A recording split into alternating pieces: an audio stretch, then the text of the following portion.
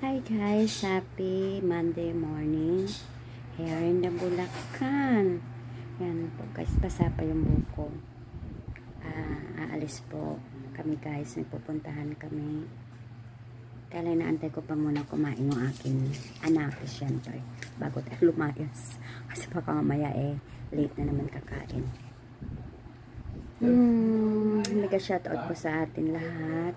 Sa Misikula family dyan, mega shout out.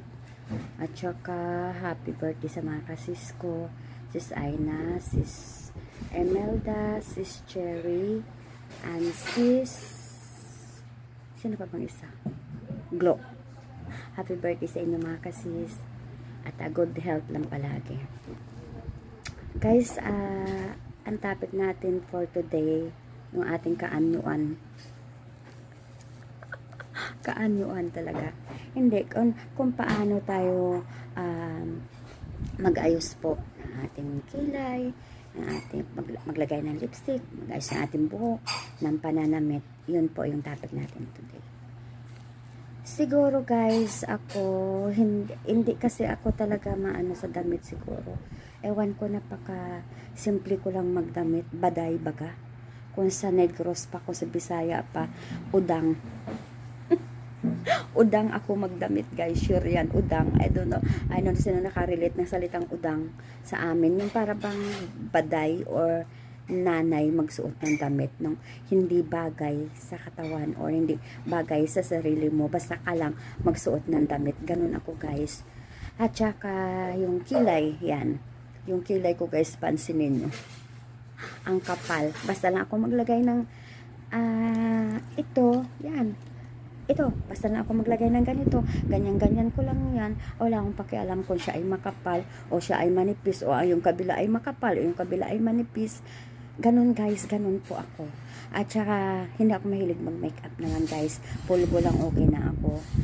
Tapos yan, lipstick lang. Favorite ko na lipstick ay kulay pink tsaka violet guys. Yun po yung favorite na lipstick ko. Tapos kayo ba guys, paano ba kayo magsuot ng, lalo na po sa buhok guys. Sa buhok kasi gusto ko naka-straight lang po siya, tapos yung maiksi lang siya kasi parang wala naman akong panahon na itali siya. Ayaw ko pong nakatali hanggang maaari guys, kasi ang buhok pag tinatali guys ay nagiging pangit, totoo lang. Pero yung maiksi kasi, tulad dito, maiksi na straight, para isuklay mo lang, ganyan mo lang, okay na yan, ayos na. Kaysa sa mahaba ang buhok mo, lagi ka nakatali, para ang hirap pa.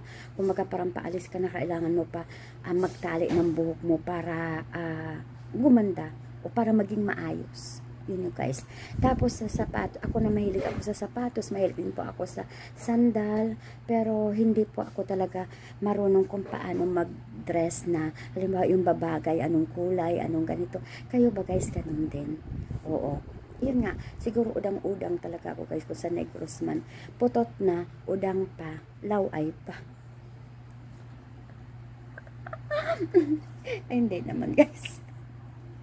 Siguro nga ganun tingin ko sa sarili ko. Pero iba, parang yung iba yung parang na-appreciate ko, yung lalo na kung magsuot sila na makikita ko, wow, ang ganda niya naman, ang ganda niya na, ang ganda pa siya magdala ng damit. Para bang nakaka-inspire din yung ganun guys, yung maganda ka na, maganda ka pa magdala ng damit, kumbaga parang sa'yo na lahat.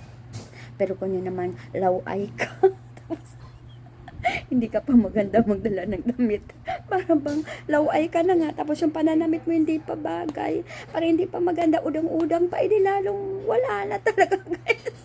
Ano pa bang mayroon ka? Okay lang sana kung hindi ka naman kagandahan, pero magaling ka magdala ng damit. Kumbaga nadadala po yun guys, 'di ba? Parang hindi naman siya maganda, pero ang galing na magdala ng damit. Ang sexy nga, 'di ba?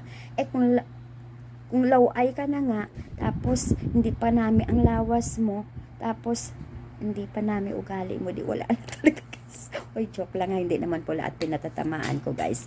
Thank you so much guys, have a nice day, at salamat po sa mga nagwa-watch pa rin ng video ko dito, at sana po subscribe nyo naman yung YouTube ko guys. Thank you so much, ingat po tayo palagi, kasi parang ang sama ng panahon, sana wala na pong bagyong darating, anumang bagyo, anumang sama ng panahon o ano man mga kalikasan o ano man pong mga typhoons na dumating sa atin.